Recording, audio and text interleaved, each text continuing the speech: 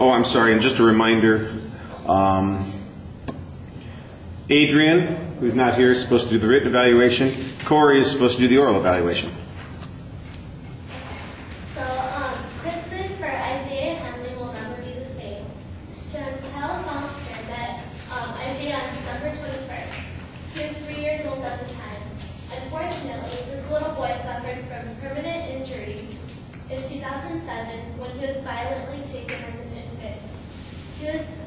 He wasn't expected to survive, but pulled through only to be adopted by a foster parent that didn't care and wasn't able to take care of him.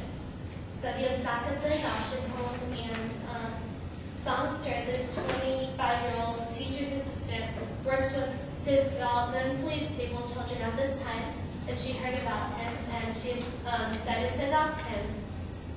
And she realized that taking him in would be a huge responsibility. She was a single mom, and this would add to it, but she also realized that there's a lot of potential that she can give to this child. Finally, the adoption was finalized by the family court judge Patricia A. Maxwell. This story was published in a newspaper called An Adoption Love Story by Henry Davis. And why it matters to you and to me, well, I know that many of you don't have families yet. I think, remembering back, there's only 2 here. So, but thinking ahead of time, when you do start families, think about adoption. I think it's a really awesome chance for you to invest into someone other than yourselves. So today we'll discuss some of the reasons why people adopt children.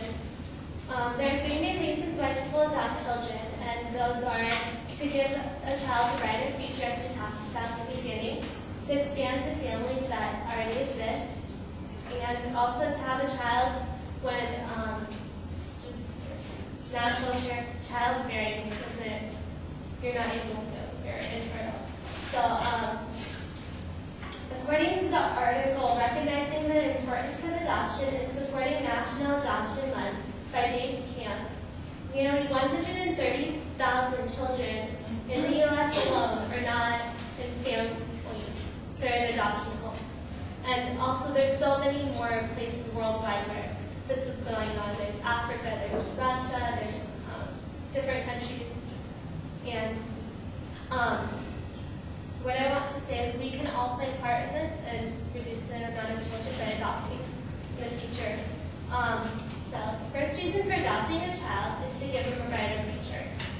First, we must realize that these children aren't there by choice. They're there, most of them, by unfortunate circumstances, like they're being beaten, they're taken away from their family, or they're being abused, or different reasons like that.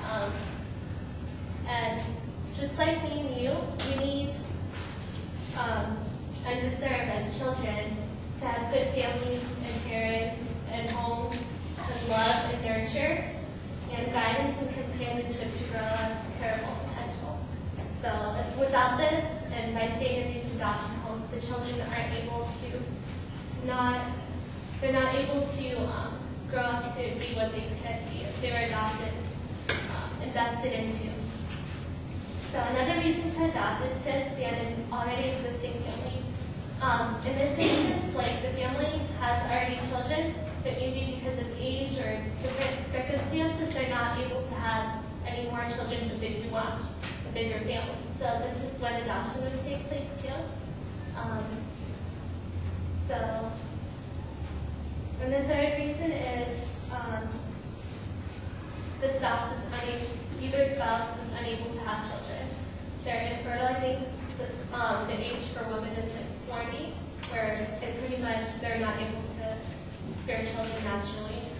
And in this article, Thinking About Adoption, the author claims that children don't need perfect parents, just 1 or 2 loving individuals willing to meet the unique challenges of parenting and make a lifetime commitment for caring and nurturing their children.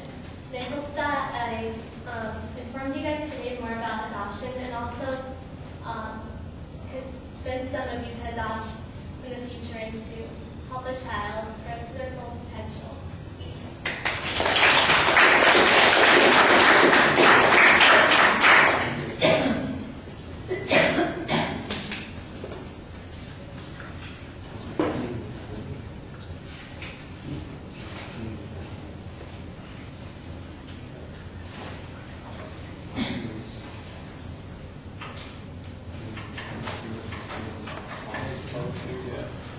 Corey, what did you think? I really like the topic, and the introduction was very good and brings us in.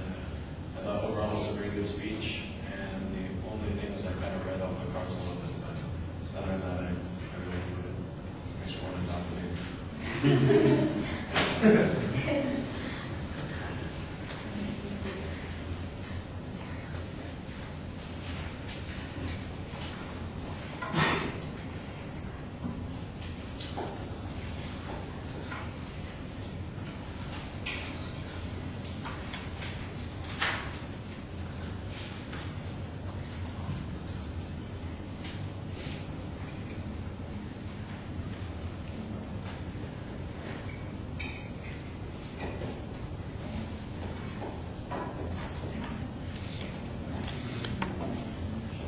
All right, well, I like the visualization at the beginning, but I thought there was a little bit of confusion about the opening adoption story. It sounded like there was one adoption, and then that didn't work out, and then there was another adoption, so it's not quite as clear. And we never come back to that story, find out what the resolution was, whether or not it was satisfactory, what the outcome was, and that, I think, you're missing an opportunity to use a serial example here to keep us involved. This would be a good place for some suspense. You do kind of state a couple of things that are a little bit obvious. For instance, in one of those situations you ask, well, why does it matter to us? You want to be a little bit more casual about that. It sounds like you're going through the perfunctory steps on a persuasive speech instead of trying to make an effective argument for the audience in this situation. I did think that the purpose statement sounds like an informative speech rather than a persuasive speech. And the secondary points as you laid them out also sound informative in nature. Now, during the presentation, you do come to a couple of spots where you do seem to be advocating adoption for people and encouraging us to do that. But what you need to do is explain why we should be motivated enough to do that. You explain why other people adopt. Why should we adopt? Don't just tell us about what other people's motivations are. Show us how this is going to be satisfying to us, what the outcome is going to be. Give us some emotional investment in what's going on here.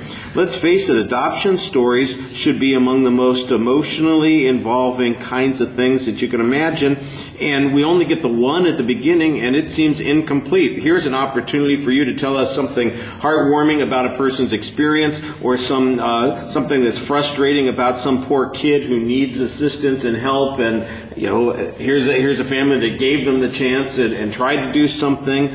And we don't get much of that. I felt very much like there was a good idea for a speech here, but it just is underdeveloped, and the part that is developed is just background information rather than the persuasive argument. You do a nice job speaking to the audience for the most part, but there's a lot of room for additional content, and definitely it needs to be made into an argument a little more.